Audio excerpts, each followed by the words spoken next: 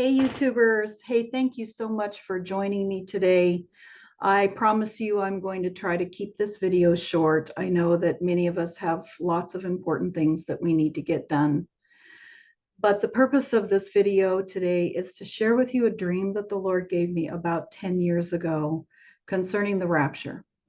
Now, it wasn't a rapture dream that was like, hey, it's coming really soon. This was more of a warning. And at the time, I really thought it was just for me. But as time has gone on and I've talked with more and more people about the rapture and seen some very odd responses, I've come to realize that the Lord gave me this dream to share. And so I'd like to share it with you. And then also, I want to share some scriptures and some other, maybe just some other knowledge and experience of mine that may hopefully help people to understand. So let me just get to it. So in this dream, I was in my house and it began in my bedroom. And I had this sense, although I couldn't see who was with me, I knew there was another person with me. This person was behind me, so I couldn't see this person's face. But this person said to me, "Get ready. We have to go now." And so I thought, well, I've got to find my son. So I left my bedroom, and this person was walking with me, but behind me. And I began to go from room to room of my house, searching for my son. But as I was in a room, I would see, oh, here's a blanket that needs to be folded. So I'd pick it up and fold it.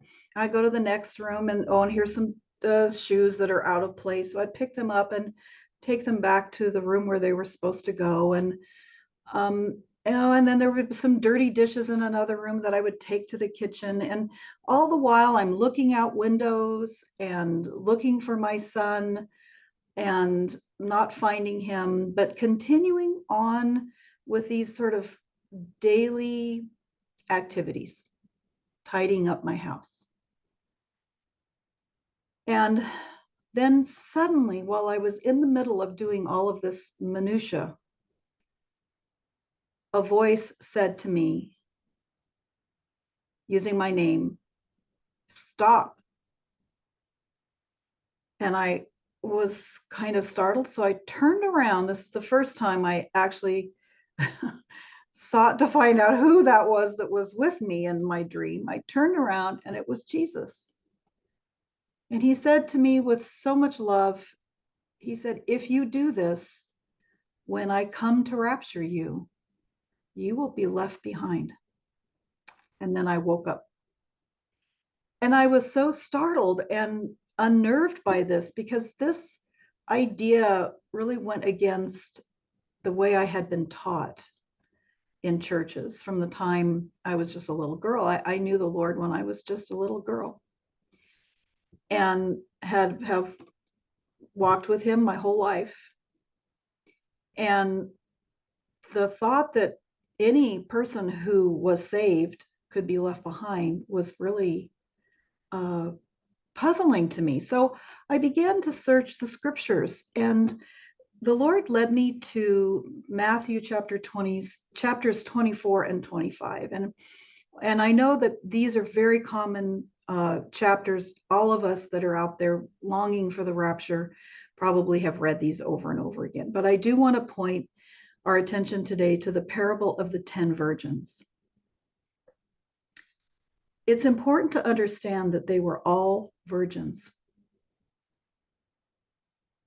This is because they were Christians, right? They were members of the church. And they all went at first with their lamps full of oil. And they were waiting on their Savior. They were waiting for their groom.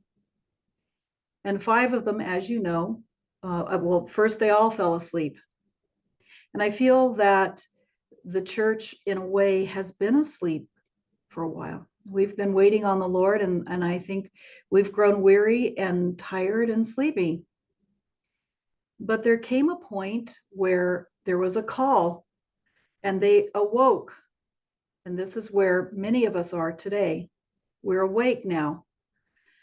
And some of them looked and saw that their lamps were without oil. And others had an extra oil that they brought with them. And they filled their lamps and lit them, and they were prepared and ready. And the 5 that had no oil, they had to go back to town to get oil in order to fill their lamps and light them. And while they were gone, they missed their opportunity to go into the wedding feast.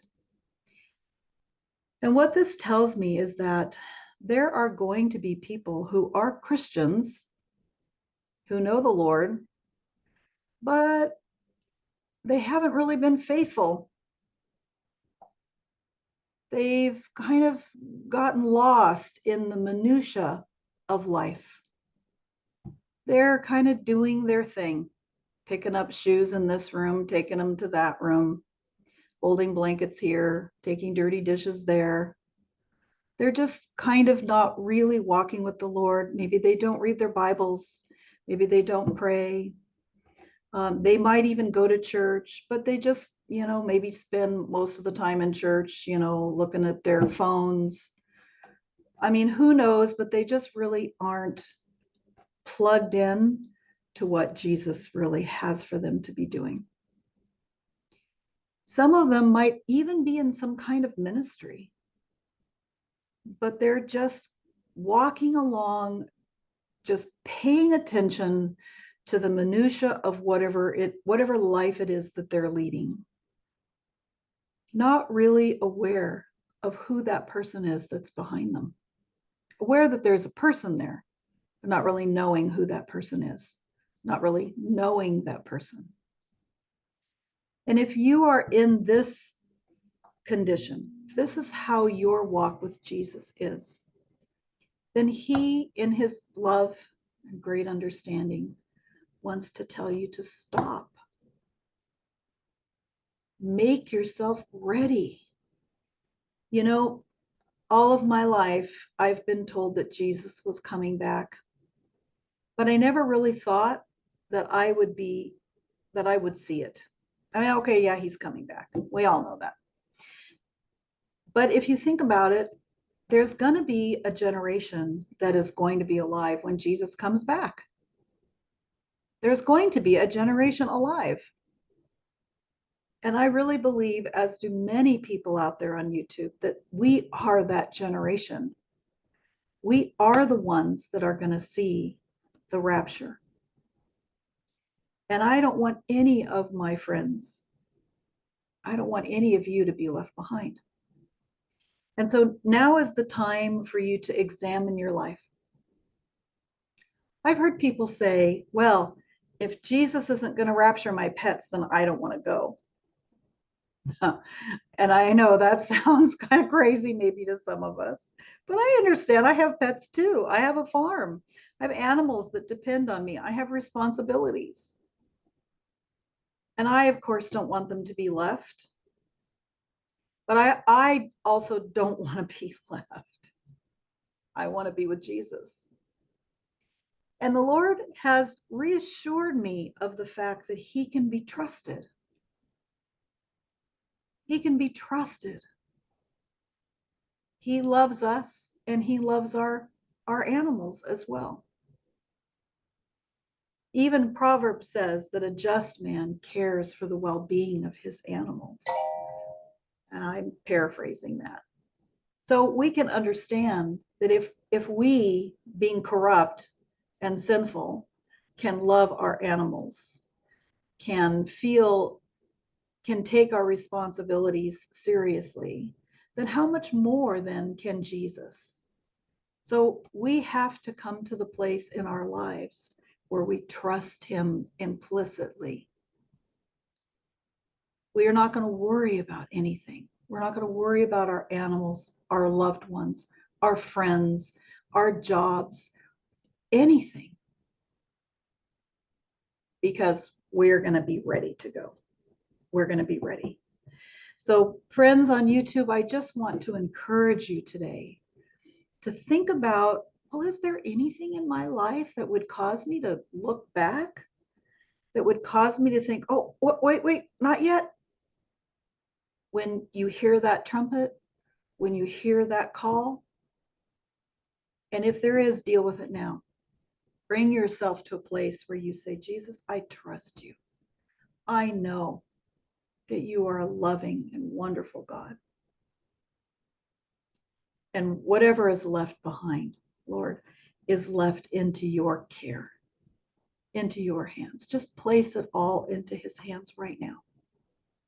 I just put my family, my friends, my job, my responsibilities, my pets, my farm animals. I put everything, my children, into your hands right now, Jesus, so that I can be ready, so that nothing will cause me to look and think, but wait, what about when Jesus calls? We're going to say, yes, Lord, I'm ready to go. Take me. I want to be with you. I'm longing to be with you. There's nothing that I want more than you. I hope this has encouraged you. I hope that if there are any of you out there that think, I don't know. I just don't know if I never thought Jesus was going to come this soon. Well, he is coming. He's coming very soon. Most of the prophecies that concern the last days have been fulfilled. And there really is nothing that's preventing him from coming for us, from calling us home, calling us to be with him. So think on that, dwell on that. What is it going to be like to be with Jesus? It's going to be marvelous. Read those scriptures in the Bible that talk about heaven, that talk about the beauty of it, the light of it, sort of the spectacular ideas that will be the millennial reign of Christ. Kind of dwell on those things. Start thinking about those things. If you have a good relationship with your pastor, ask your pastor to do a sermon on that. Or go online and look up some YouTube videos where people are talking about these things so that you can begin to feel that excitement, that love that a groom would have just before he's getting ready to marry his bride, that a bride would have just before she's getting ready to walk down that aisle. Think of that excitement. Would there be anything that would want to stop you from walking down that aisle on that special day? I can't imagine anything that would. Not for me. And I want it to be the same way for you. So if you like this video, I would really appreciate it if you would give it a thumbs up and subscribe to my fledgling channel. And until we see each other again, God bless you and have a blessed day.